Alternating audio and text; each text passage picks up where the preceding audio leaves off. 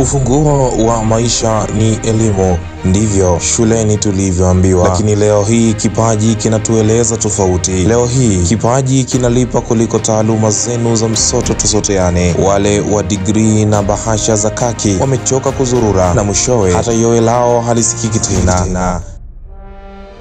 Kunako ardhi ya Watanganyika ndani ya NBC Premier League, Watanzania wamepata kushuhudia kipaji cha mwamba mwenye kuitambulisha vyema falsafa maarufu ya ufunguo. Falsafa hiyo inasema kithamini kipaji na kitakulipa. Wakati nipo zangu IG na pitapita huku na kule, nikakutana na ujumbe kutoka kwa ndugu yangu Mujibu MC Dream, ujumbe ambao nilitamani kumakinika nao unasomeka hivi. Kabla ya kushika kalamu hii, nilianza kwa kusikiliza wimbo wa Dean Lewis uitwao How Do I Say Goodbye, kisha nikausoma ushairi wa Khalil Gibran wenye kichwa cha habari kisomekacho The Farewell, kisha nikaipitia ile riwaya inayozungumzia utengano baina ya wapenzi wawili iitwayo Gone with the Wind iliyosanifiwa na Margaret Mitchell. Hapo nikala pause, nikakumbuka niliwahi kusoma mahali ya kwamba zile salamu za kwaheri alizozitoa Napoleon Bonaparte mnamo tarehe 20 Aprili mwaka 1814 kwenda kwa askari wake waaminifu mbele ya kasri lake la Fontainebleau huko Ufaransa zinajenga mnara wa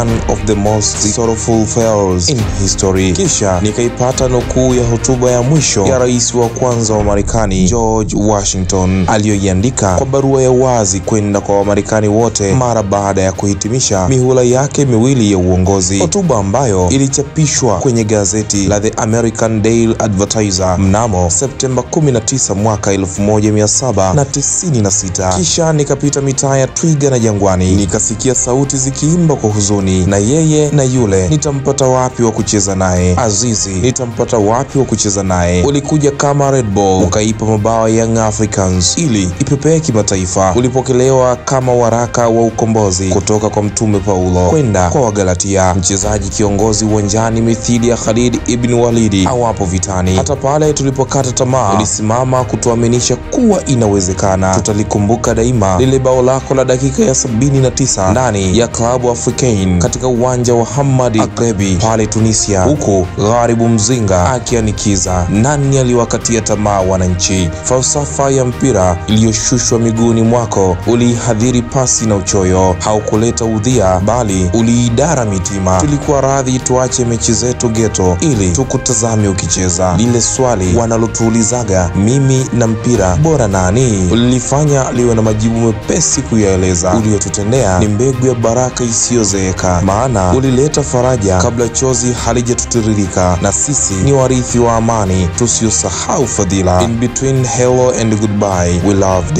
he came, he saw and he conquered till our path cross again. Master Key. Hayo ni maandishi ya kwake Kinda la Masia, made in 99, na mimi zaidi ya kusema goodbye Aziz, goodbye Maestro, mimi ni Shadi Saidi Ngemilo.